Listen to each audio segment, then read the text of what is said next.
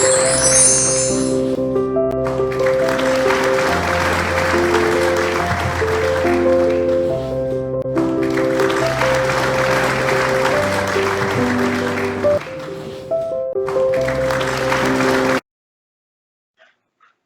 greetings and hearty welcome to Insurance Institute of India's INSE Millier program.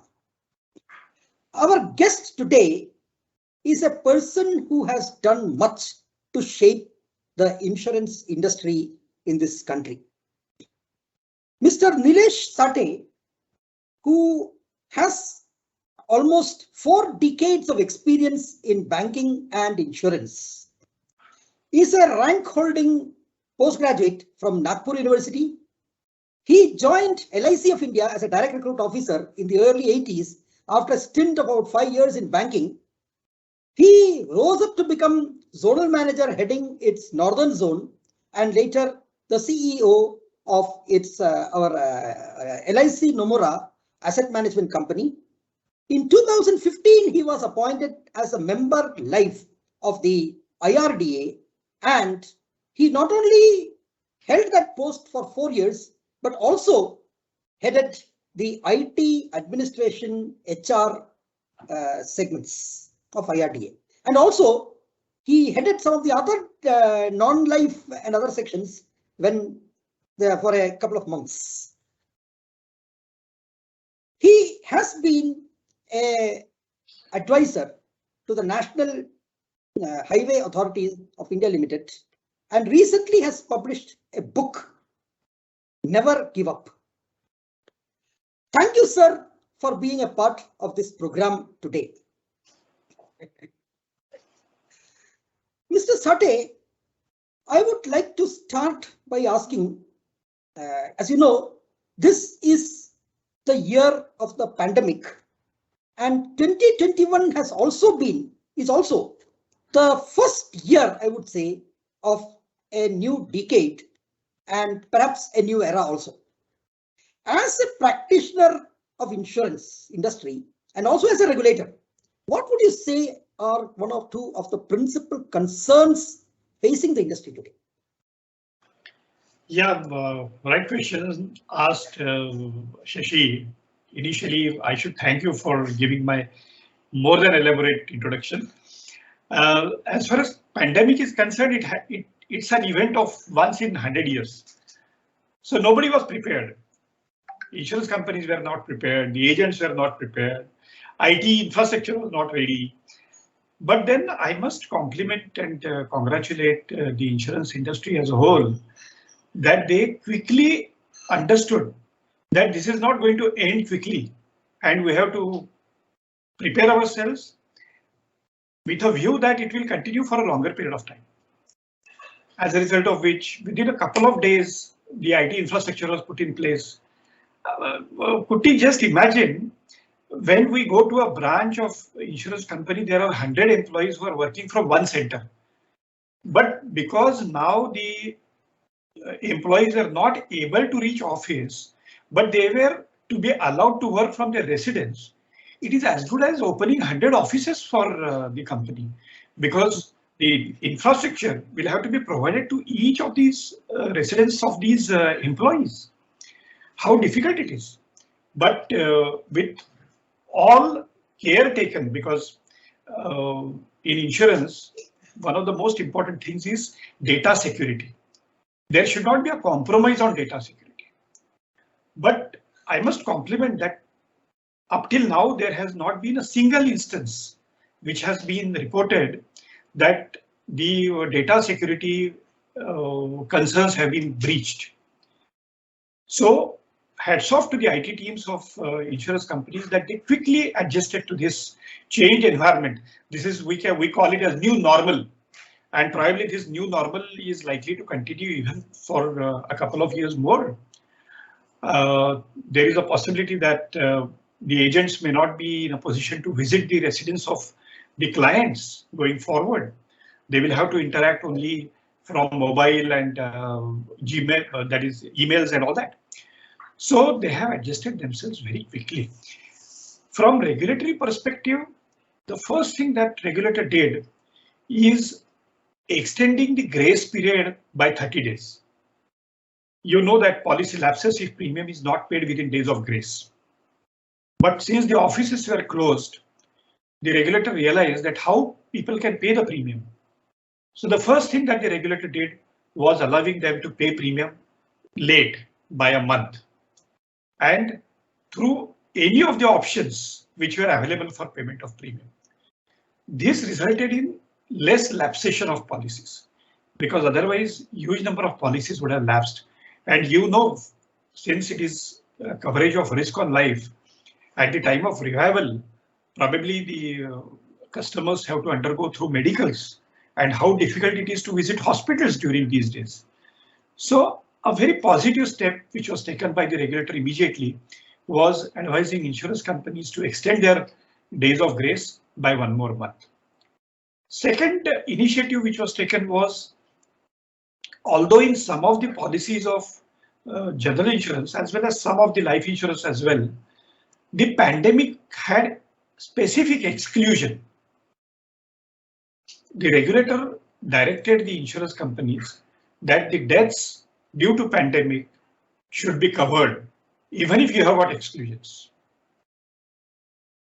Now see, I must appreciate the gesture shown by the insurance companies, which had specific exclusions of COVID type of pandemic. They did not go to court challenging this direction of IRDA. They would have, and if they would have, probably they would have won also, because as per the agreement, if something is not covered, nobody can direct insurance company to settle a claim which is not payable. But no insurance company challenged the directions of IRDA, and everybody accepted that this is once in lifetime or once in 100 years that such situation arises. So we should not challenge it, but we should have a social approach and social outlook, as a result of which COVID claims were settled by all insurance companies. General insurance companies for hospitalization and mediclaim, while life insurance companies in case of death. Death due to pandemic. All the claims which were reported have been settled. And that's a big number. There is certainly going to be a big strain on the profitability of insurance companies because of COVID death claims, and also on general insurance companies because of hospitalization due to COVID. And we have seen how hospitals have, I will use a typical word, inflated their bills, where the persons were covered under health insurance, which is not fair. But unfortunately, no hospitals are covered by any regulator. IRD also cannot direct them or cover them. But anyway, let us keep it apart. The majority of the claims, by number, a good number. As a percentage, it is more than 85% of the COVID claims have been settled by insurance companies. And by amount, the last data which I have is more than 75% of the amounts have been settled. So this was the second initiative which was taken by IRDA.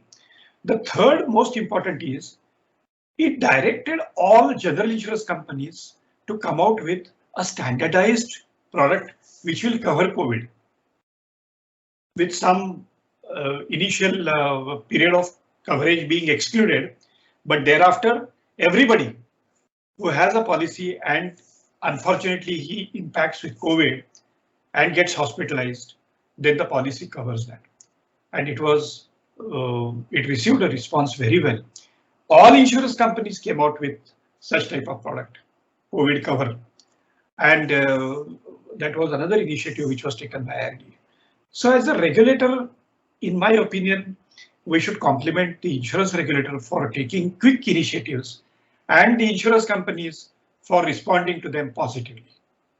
So this is precisely what I can say on this. Sati Saab, my second question is, during the period of 2015 to 2019, when you were the non-life, member, you had steered a number of landmark regulations which I think have set the boundary conditions for the insurance sector today. What would you say was the principal thrust and concern which really underlay the regulations? Yeah, Shashi, you know that Insurance Act of 1938 had almost become stale because no major changes were brought about in Insurance Act of 1938 till 2015, and a major revamp was done in 2015. There were as many as I remember there were about 30 changes which were brought about in the Insurance Act of 1938. Many times people think that this amendment was only to increase the FDI limit from 26 to 49 and nothing else. But no, it was not so. There are not many changes which were brought about, and they were really required because, as I said, there are a lot of things which were hard coded, like commission rates were hard coded in the Act. That should not happen. Or the capital infusion, it should not be hard coded. There is solvency margin, that was also hard coded. As a result of which, due to amendment, what happened? Lot of flexibility has been given to the regulator, because instead of hard coding, what do they say? The wording is the rates of commission will be notified by insurance regulator from time to time. Now, when it is from time to time, obviously, depending on changes that are happening in the market, the regulator can issue regulations and make changes. Otherwise, every time you have to go to Parliament and get it amended, which becomes very difficult. So this was a major change that was brought about. In many of the hard-coded ones, the insurance regulator was given authority to bring about regulations from time to time. This was one. Second is, for the first time, the reinsurance companies were allowed to open branches.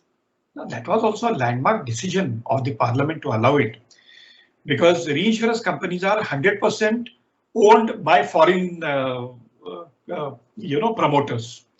Allowing them to start operations in India is really creditable, and as I said, it is landmark. So that was also done in 2015. So it is not just that it was the FDI limit was increased from 26 to 49.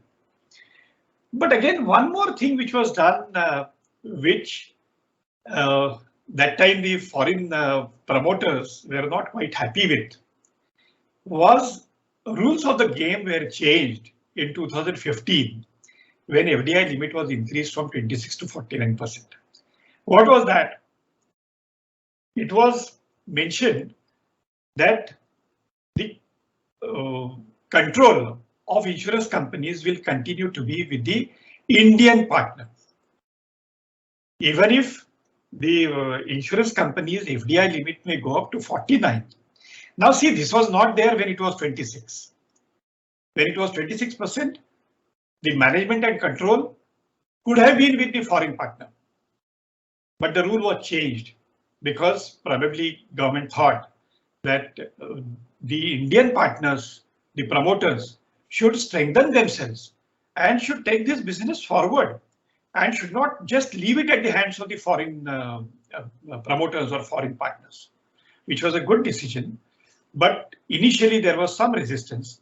But despite this, let me share with you that more than 30,000 crores FDI flew in insurance sector that time. Initially, it was announced that the same rules will apply to the broking companies and the intermediaries as well. But later on, it was amended and 100% FDI in intermediaries is also allowed now without this restriction of managed and controlled, which is there for insurance companies. Again, now when in 2021, the further amendment has been brought about to increase it from 49% to 74%.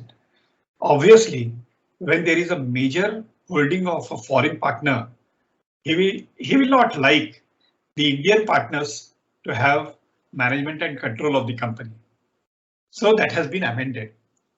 So keeping pace with the time, the government has also modified their rules to the extent that is required for the market. So now with 74%, the management and control of the insurance company can be with the foreign partner. Can be, I'm saying, not necessarily. And there have been restrictions on board of directors, like there should be more than 50% independent board of directors.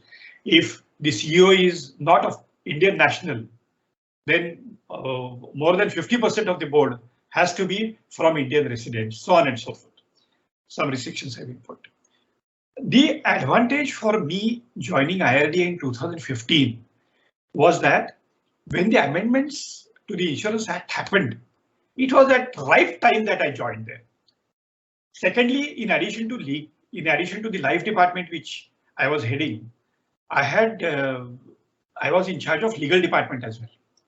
All the regulations had to pass through legal department.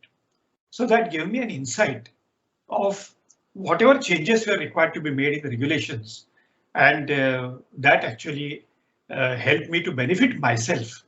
So I was benefited, and we came out with almost 38 regulations, Shashi, within 2 years. Most of the regulations were put in place. Oh, that was a good set of points which was really covered.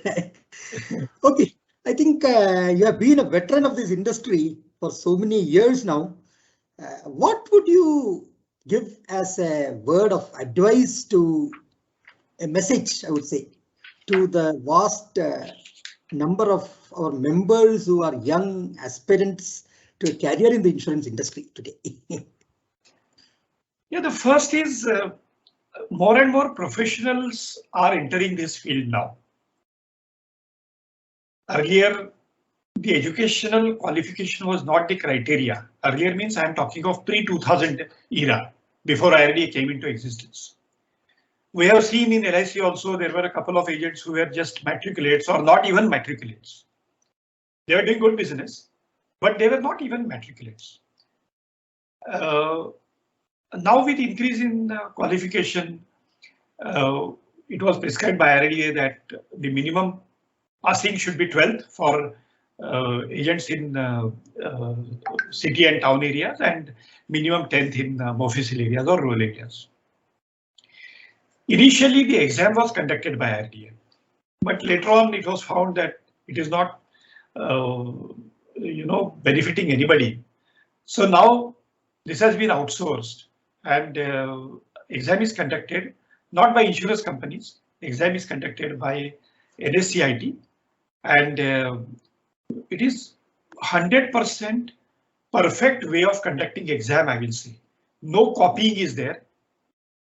Video recording is there. So people are caught red-handed. So this has been done. As a result of which now nobody tries also. The incidence has come down drastically. Second is what is important is professionalism, as I said, because now the expectations of customers from the agents also have gone up. Earlier, people used to take insurance only from somebody who is known to him, maybe a friend or a relative or somebody. But now that is not so. Now, even from brokers, even from other intermediaries, even going to the site directly and taking insurance online, these are various modes of buying insurance which are available now. And hence agents need to be professional because they should give something extra than what the channels are giving. Without that, they cannot stand in the market. But an individual agent has to have that sort of confidence and that sort of knowledge of IT, knowledge of finance, knowledge of insurance, and most important is servicing aspects, because that is how he can have edge over the other channels. He has got personal rapport, personal relations with the customers, so he can give better servicing. If you remember, Shashi, long back there was an advertisement of LIC of a family picture which had grandfather, grandmother, and all 3 children and daughters-in-law. And the advertisement said, "Can you spot LIC agent here?" Excellent advertisement. What does it say? It says that the agent has become a part of the family. Now that is a role which an individual agent should continue to have or should regenerate to have. And then he can definitely ensure that his business flourishes. So one is developing professionalism, for which of course education is required. Insurance Institute conducts exam in salesmanship, insurance salesmanship. I know they have got health exams on health insurance as well, and so many. So they should always update themselves and pass these exams. And also not just a graduate, but they should try to be CFA and increase their knowledge levels to a great extent. They should not just become MDRT, but they should go and attend the MDRT conventions, because you come to know a lot of new things there, what is happening all over the world. So this is how they should do. This is my small piece of advice. I'm not here to advise the agents, but then this is a small piece of advice for them. Thank you, sir. Thank you very much, sir, for sharing your valuable insights with the Institute. Thank you very much. Insurance Institute for giving me this opportunity to share my views. Thank you very much. Namaste.